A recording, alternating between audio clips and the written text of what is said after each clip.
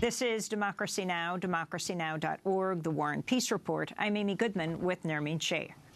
According to the Washington Post, 505 people have been killed by police across the United States so far this year. African Americans, especially young black men, are disproportionately the target of police violence. Today we're looking at fatal police shootings in Baton Rouge, Louisiana, and in Falcon Heights, Minnesota. But first, let's turn to actor Jesse Williams, best known for his role on the TV show Grey's Anatomy. In June, he earned a standing ovation when he addressed the BET Awards. As he accepted the humanitarian award, Williams paid homage to police shooting victims like Rakia Boyd, Sandra Bland, Eric Garner, Tamir Rice, who had just turned 14 last Saturday. We've been floating this country on credit for centuries, yo. And we're done watching and waiting while this invention called whiteness uses and abuses us, burying black people out of sight and out of mind while extracting our culture, our dollars, our entertainment like oil, black gold. That was Jesse Williams. We're joined now by two guests. Marc Lamont Hill, journalist, distinguished professor of African-American studies at Morehouse College, author of a new book called Nobody, Casualties of America's War on the Vulnerable from Ferguson to Flint and Beyond, and Mychal Denzel Smith, contributing writer for The Nation magazine. His new book is called Invisible Man, got the whole world watching, a young black man's education. We welcome you both to Democracy Now! I wanted to go back to what Jesse Williams said. In addition to being a professor and a journalist, you are the host of BET News. You were there that night. You interviewed Jesse Williams. It was an astounding speech that he gave. Oh, it was. You know, it's an award show, and so we're all expecting the normal award show talk. You thank God, you say thank you to my record label, and you get off the stage. But this day, he accepts a humanitarian award, and he proceeds to give one of the most important speeches in American pop culture history, particularly on race. I mean, he may have said more in that conversation about race and the nuances of white supremacy and structural inequality than President Obama has in the last 8 years. It was incredible. I jumped up like I was at a church revival and shouted out with my fist in the air the entire time. And then you saw actors and actresses and singers and rappers and people who may not be politically engaged stand up because it resonated with them. He taught America something that day, and it was just one of those incredible moments that you can't predict. And this was before millions of people, because it was, of course, beyond the actual auditorium. It was being broadcast everywhere. That's exactly right. You have 20,000 people in the Staples Center. You have 7 million people watching across the outlets. But then by the next day, you have tens of millions of people who are not only watching it, but talking about and debating this conversation in this narrative. And it's so important. It was so powerful. How rare is this in your world? You're a commentator on CNN, in addition on BET, VH1. To hear this kind of political statement of reality on the ground, and especially by such a from star. A celebrity is what makes it a little bit different. I mean, I'd like to think that Mychal and I and other people talk about this stuff every day. As faculty members, as authors, as critics, we do this stuff. But to take such a bold stand, to do this in full public view in front of the very corporate environment that allows us to exist in that space, to do that there, to call them on the carpet, to challenge ourselves, to speak out against white supremacy, to speak out against patriarchy, to do these things in full public view, that's something rare. That's Muhammad Ali like. That's the Ali tradition. And then someone started a petition calling Jesse Williams' speech a racist speech and wanted him thrown off Grey's Anatomy. Yeah, someone did that. I don't think it matters much. Shonda Rhimes immediately tweeted in response and said, in Shondaland, that ain't going to happen. So I don't think you have anything to worry about, Jesse Williams, but the idea that ruffled feathers, that when you name whiteness and out patriarchy, people get upset. He did something there that's important. Again, he took the risk, and more of us need to do that politically, socially, culturally, etc. Mychal Denzel Smith, in the first part of this conversation, we referenced this, but you didn't get to talk about it. When Trayvon Martin was killed, you turned 25. You said you didn't prepare for 25 because you didn't know if you would get there. Talk about that. Yeah, I think that, what black male life in America is that constant anticipation of your death.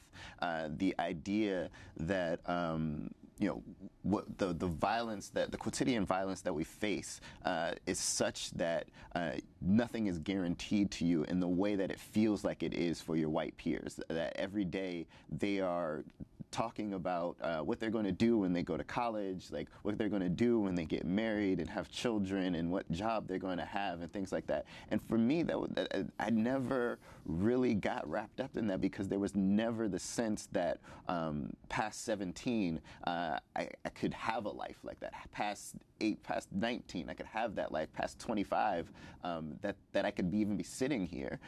So preparing for it didn't make sense. Preparing, though, to face that death and living in the fear of it did make sense. And so the anxiety and depression that accompanies that fear was persistent and consistent every single day in my life. So and I think that so many of us as young black men just walk through that every day, and not knowing how to handle it, and not knowing how to express that, not knowing where to go, and what is your survival script? How do you deal with it? And then when you are allowed to survive, when you do get past that point that you didn't think you were going to make it, where's the idea of what it means to create yourself in that environment? And that's what the book is trying to work through, is how do you reckon with reckon with living a life that you weren't anticipating, and create yourself in the context of that. And what do you think the impacts of that are? You mentioned anxiety and depression. To what extent is it talked about? And to what extent do people have access to resources that might help them? Yeah, so there's a whole chapter in the book about mental illness and dealing with mental health within the black community. And the book is about black male life. And I think that if we were to take mental illness and the concerns for mental health seriously, we would reframe black male life in so many ways. So, we're talking about police violence today. And I think, the common retort is to always talk about, well, what about black on black violence, right? What about that? Why aren't you concerned about that? And I think that if we were to take mental illness seriously in the context of that conversation and response, we would say, yes, let's take it seriously. Let's talk about the post-traumatic stress disorder of so many people that witness this violence every day. Let's talk about people walking through with anxiety and depression and paranoia. Let's talk about how their retaliatory violence could be read as suicidal, because they do not believe that they have anything else to live for. Why would they put their lives on the line? I think that, and you're walking through that in response to all of the systems bearing down on you in the first place. We're talking about systems of white supremacy. We're talking about poverty. We're talking about lack of educational resources. We're talking about lack of recreation and health care. And so when that's the cocktail, your response to that is going to be a lot of depression, a lot of PTSD, a lot of mental illnesses that go undiagnosed because these resources don't exist in our communities, and we don't fight for them because the stigma that's attached to them, that the idea that we need them, and so that spirit of resilience can backfire in some ways. And so with reframing black male life in the context of taking mental illness seriously, what we would do is to fight for access to these things that are life-saving. And you've also, Marc Lamont Hill, you've talked about this as a black mental health crisis. So could you talk about that and the discrepancy between the African-American community and other communities in the U.S. in terms of access? Right. Well, so the first thing is we have to think about mental health as an American crisis, right? All of us are struggling with this stuff, right? You can't live in a world that is just shot through with inequality and injustice and violence, and not all have to at some point in life wrestle with these fundamental issues, right? So that's an everything question. One of the things I talk about in my book is how, again, how mental health plays into all this systemic and structural violence, right? To Michael's point, you can't grow up around violence all the time and not see it. There's a 4-year-old that sat in the back of a car in Minnesota yesterday that had to witness an execution by the police. Yeah. That's going to affect her life. There was a little boy who lost a father yesterday who we saw in tears. Now, that's a normal kind of response, but what happens tomorrow when the cameras go away, and a week later when the cameras go away? When Mike Brown laid on that ground in Canfield for 4 hours, he was surrounded by a community of people who watched him lay there as if he belonged to nobody. They watched him die. The spectacle of the lynching of the 19th and 20th century wasn't just to kill a body. You could kill a body in private, but the public disciplining of the body, as Foucault talks about historically, right? The public disciplining of the body is about what it does to other people. So the entire community has to watch him lay there, just like people used to watch them hang like strange fruit. And when you do that, that has a traumatic impact. When you're in Chicago and you see violence every single day, or Atlanta or Philadelphia, you are subject to a certain kind of trauma. I work with kids from Gaza. I work with kids in the West Bank. When they see everyday trauma, they have PTSD. When you come back from war, you have PTSD. When you live in a state like this, you have PTSD. So we have to think of our lives as dealing with untreated trauma. Sometimes it's direct, sometimes it's vicarious. Like when Michael sees Trayvon Martin die. That's a vicarious kind of trauma we have to wrestle with. So we need to get at that. We also need to think about how the criminal justice system doesn't deal with trauma. Sandra Bland goes into a jail cell in Texas. And the first problem is that she shouldn't have been there, right, in terms of how the officer responded to her. The second problem is when she got there, she should have been able to get out on bail. But because she didn't have $5,000 cash or $500 bond, she couldn't get out. The whole point of the bail system is to get you to return to jail, to return to court, not to punish you for being poor. So she didn't have the money to exchange for freedom, so she's stuck there despite the fact that she had reported mental health issues. And she was taking a drug that enhanced suicidal tendencies. But we didn't take mental health seriously, and oftentimes with black women, we particularly don't take mental health seriously. We just talk about how resilient they are, and how strong they are, and how tough they are. Like Zora Hurston says, they become the mules of the world that have to carry so much, and so we don't give them the proper treatment. And then when you add to that stigma around mental health, shaming around mental health, marginalization of people around mental health, religious narratives that say, oh, well, you just need to take this to Jesus. You don't take this to your psychiatrist. As if Jesus don't want you to see a psychiatrist too. When all this stuff happens, you end up in a very bad spot. And then when you talk about actual access to mental health resources in our communities, and then culturally responsive mental health resources, having somebody who understands you, your condition, your issue, your background. If you don't have that, you get jacked up. And then by the time you get to the point of criminality, because 20% of people in state prisons right now are dealing with a mental health issue. When you get to that point, there's nothing there but more trauma, more violence. Then you get out, you still have the mental health issue, and you have a criminal record. So when you have all that going on, you really get in an almost inescapable cycle. So we have to address mental health, we have to address race, we have to address class. There's a whole lot of stuff to fix. Michael knows how to fix all that. So that's the good part. Marc Lamont Hill, you not only talk about Ferguson, you not only talk about the police, but you also talk about Flint. Yes. If you were to take Sandra Bland and Mike Brown and Oscar Grant and Katherine Johnson, if they all lived in a town, it would probably look something like Flint, right? People can escape state violence at the direct level. But there's another way that state violence operates, where even if you don't get shot by the gun, you're still denied access to housing, health care, etc. Here, these people were collectively punished for the crime of being black, poor, and politically disempowered.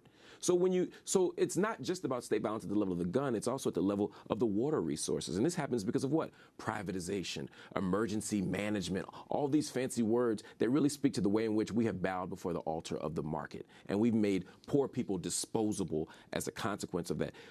What happened in Flint is just the most profound example of civic evil we've seen in this 21st century in America. But there are many more examples, because there's a Cleveland and there's a Philadelphia and there are many other cities where the same thing is happening, where they're poisoning the water and they're killing us, and there's no response to it because we don't matter. There's no way you're in Grosse Pointe and the water gets poisoned for a year. There's no way you're in New Trier, Illinois, and that happens. It only happens in a place like Flint because we're rendered disposable. We're rendered to be nobody, and that's what we have to get at. We can fix this police thing, but we also have to fix this structural thing, and we can't do that until we really begin to repair the damage that's been done by late capitalism. Well, you talked about Michael Brown and how he lay there for 4 hours after he was shot. And as though you said he was nobody.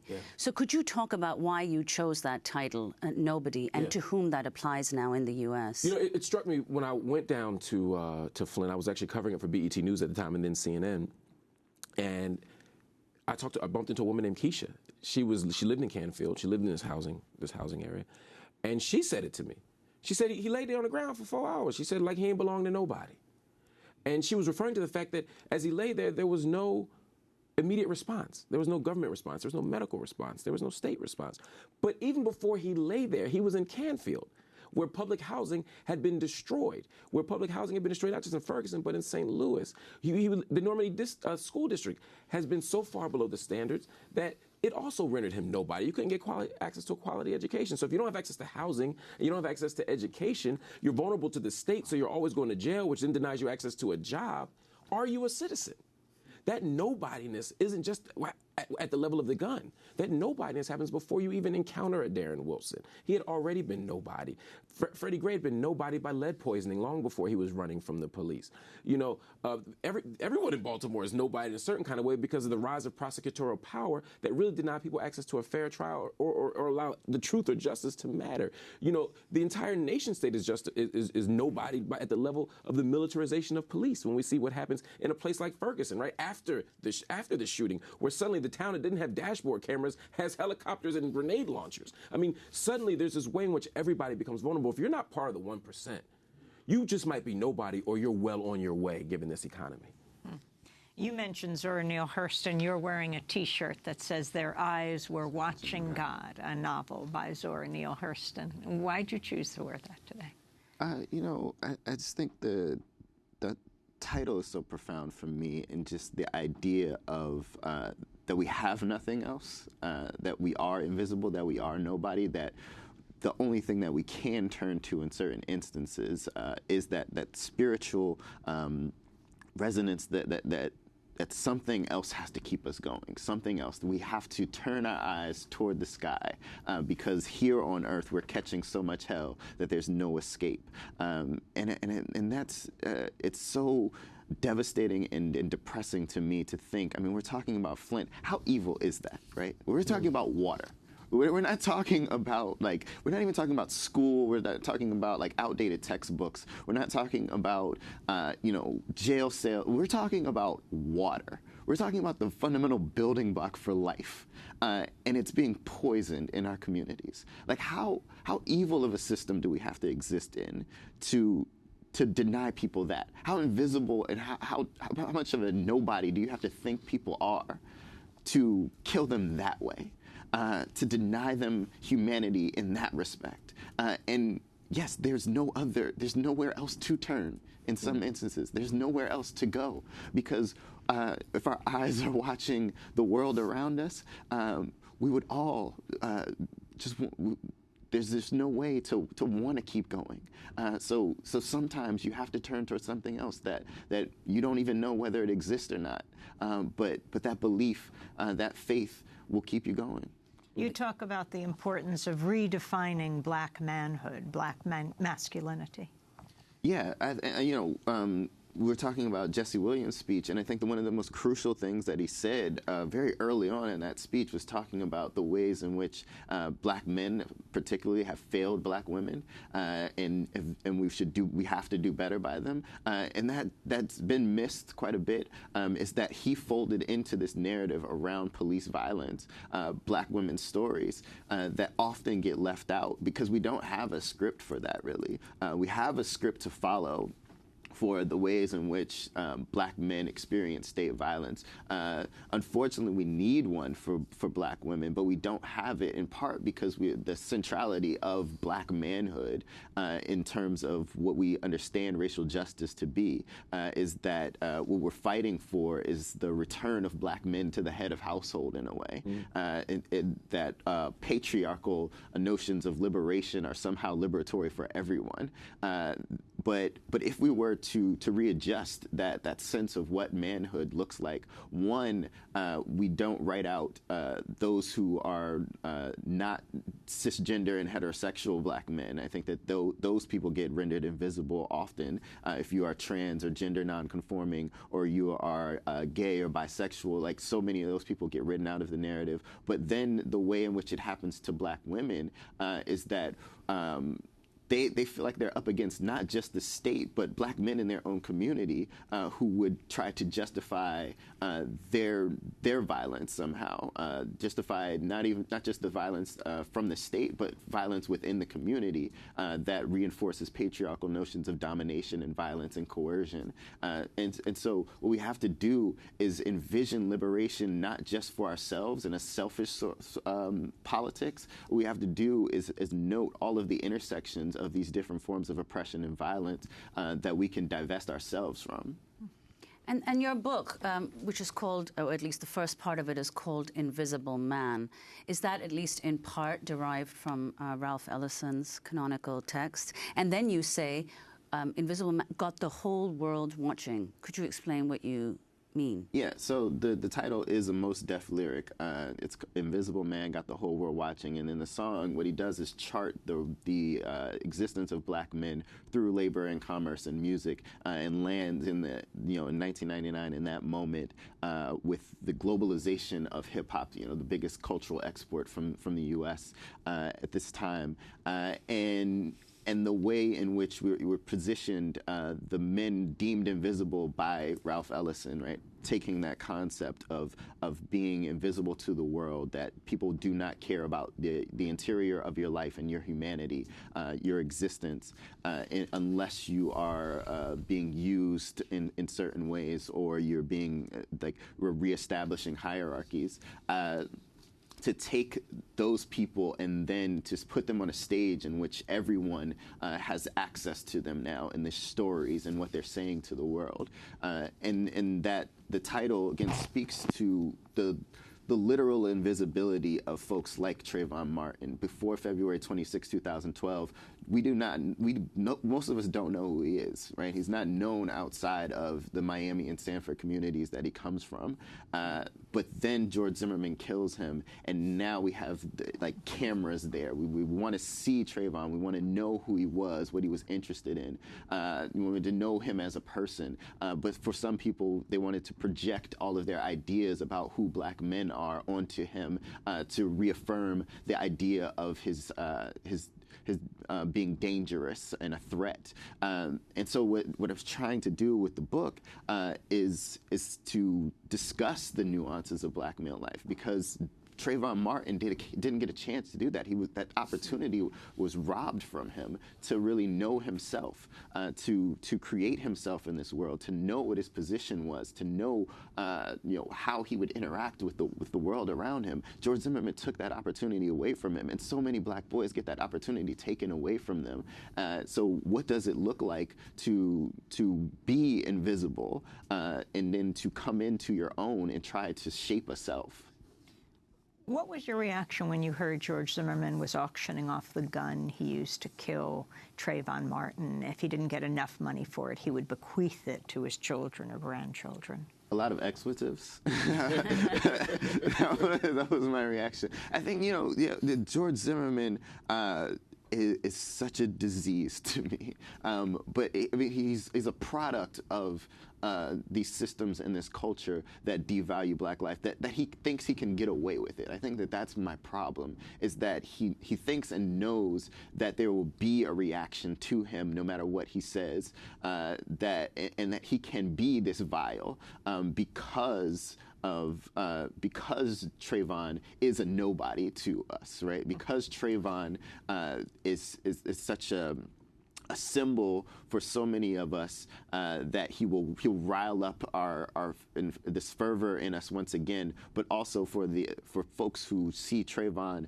as an emblem of all of the things that they know about black men, to be thugs, to be undeserving of life and humanity. He knows that they will be on his side, and he knows that he'll create this conversation around himself that speaks to something deeper in our culture, that devalues black life, that we continue to chase after that.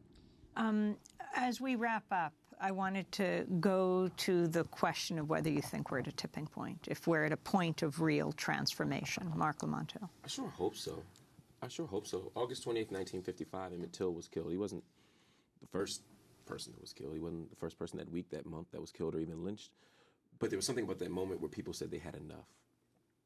And it led to August 28, 1963, when you have the I Have Dream speech, you have a kind of mobilization of at least bourgeois liberal civil rights activism. I think August 9th, 2014 may have been our generation's moment. People have been killed before. Oscar Grant had been killed before. Sean Bell had been killed before. But there was something about that moment in Ferguson that seemed to be a tipping point. It led to the creation of organizations, movements, and really the most long-standing resistance movement against state violence that we've ever seen in American life. So I believe that the resistance has been mobilized since the death of Mike Brown. And because of that, we're able to put a spotlight on a Renisha McBride, on a Rekia Boyd, on a Sandra Bland, etc. And we can do it today. So the next step is, as we vote for not just our president, but also state government, local government, as we begin to think about who's going to be in our police departments, as we begin to think about what policy looks like, as we begin to change our public narratives around policing and dislodge ourselves from the default position that police are always right and that people are always wrong with or without videotape, as we begin to make those changes, I believe the tipping point is here, and I believe we're making change, and I'm committed to the belief. I have to, because like Michael said, if I didn't believe this, my eyes weren't looking elsewhere, I would just be ready to go every day. But because I believe in us, I believe in the people, and I believe in the possibility of radical and revolutionary change, I think we're here. I think the time is now, and I think we're going to see a radical change in this world. And Michael?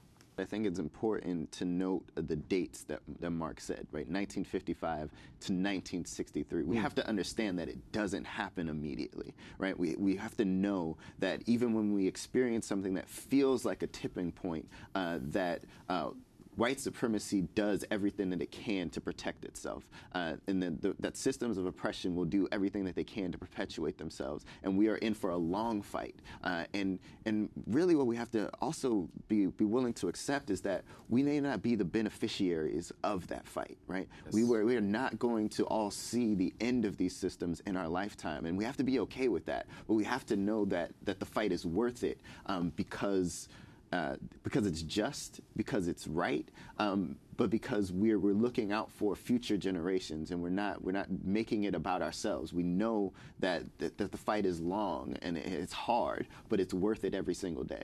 Well, very quickly before we end, Marc Lamont Hill, could you talk about the rise and popularity of Donald Trump, the presumptive Republican nominee, in the context of the arguments you make in your book? Yeah, I think we often retreat to simplistic arguments about Donald Trump.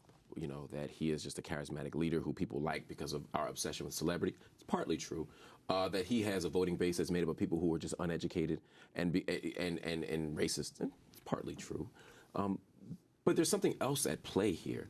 Donald Trump emerges at a moment where an entire kind of group of Americans, particularly white Americans, had been sort of marginalized by the American economy, by late capitalism. Jobs are no longer here. At the very same moment, they're looking for opportunities. They're looking for a way to explain themselves. In the same way that we construct these narratives of radicalization in the Middle East, and we talk about people who are economically depressed and vulnerable, and then suddenly someone comes with a plan, someone comes with an agenda, someone comes with a movement. That's Donald Trump. Donald Trump has essentially radicalized white men in the South and now oftentimes in the North who are economically vulnerable to convince them that the problem is Obama, that the problem is black people, that the problem is Mexicans, that the problem are Arabs, that the problem are Muslims. And as a result, they're able to kind of enter a space that they otherwise would not. And the fact that we're able to have these conversations with a straight face, right? It's July of 2016. We're a few months away from a presidential election. Donald Trump is still hanging in there because there are people who are invested in this. We have a deeper problem here. Part of it is white supremacy and racism. Donald Trump is able to articulate that. In some sense, they're ventriloquating him, right? These white supremacists are able to look on TV and see him saying and doing the things that they've always wanted to say and do. But there's a deeper question here, which is, what does it mean for people who are looking to be made whole economically, socially, culturally, to look to a Donald Trump? That's a dark moment. Donald Trump is exactly what the Republican Party deserves. This is what they've been playing to. They've been playing to the cheap seats for 8 years. They've been playing longer than that, really, when you talk about the kind of anti-Muslim and anti-Mexican sentiment, when you talk about this obsession with the free market and the unchecked free market. All of these things create the kind of narrative for a Donald Trump to emerge. And Donald Trump is now giving them exactly what they want, to their own terror in some ways. So I'm sort of happy to see that. But I'm more excited to see a real left-wing movement emerge. I happen to be a supporter of Joe Stein and a Green Party advocate because I want to see another world. I want to see another set of possibilities. And I think the Donald Trump moment may be so far to the other end that we finally snap back, take hold of our democracy again, reimagine what freedom and justice look like, organize and mobilize and galvanize in such a way that we can actually have a bigger, more robust freedom dream. Does it surprise you, Michael, that we are talking about the Ku Klux Klan in this presidential election year of 2016? And your thoughts on Donald Trump? The idea of white supremacy in naming it in the most visceral form that we can have doesn't surprise me, because as limited as an Obama presidency is, I think the response to him is inevitable, and that was that Donald Trump was an inevitable rise, right? Mm-hmm. the social movements that rise up during the Obama presidency. We talk about Occupy. We talk about the Dreamers. We talk about Black Lives Matter. When people then perceive those movements as trying to take something away from them, particularly aggrieved white men who believe America to be their birthright, believe that something is being taken away from them because other people are rising up demanding their rights, they're going to turn to the person that's speaking to their issues, right? And Donald Trump embodies the backlash. He is a billionaire using white nationalist language and talking about building a wall along Mexico, right? So he embodies everything that they would like to see happen to this country because they feel it's slipping out of their grasp. And like the avatar of Barack Obama is just the thing that tipped them over, is that the highest office in the land was taken over by Barack Hussein Obama, right? Like the man who wasn't even born here, that radical Muslim socialist is taking away my country. And so it's not surprising if you look at the long arc of American history to note that when there is progress, there's inevitably a backlash. There's the way in which the aggrieved white male class rallies to protect again what they perceive to be their birthright. Well, I want to thank you both for being with us. Marc Lamont Hill has a new book out. It is called Nobody, Casualties of America's War on the Vulnerable, From Ferguson to Flint and Beyond. Journalist, distinguished professor of African-American Studies, now at Morehouse College in Atlanta. Also a commentator on CNN and a host of BET News and VH1 News. And thank you so much to Mychal Denzel Smith. His new book, Invisible Man, got the whole world watching, a young black man's education. He is a Nobler Fellow at the Nation Institute, contributing writer for The Nation magazine. This is Democracy Now! To see part 1 of our conversation, go to democracynow.org. I'm Amy Goodman with Nermeen Sheikh. Thanks so much for joining us.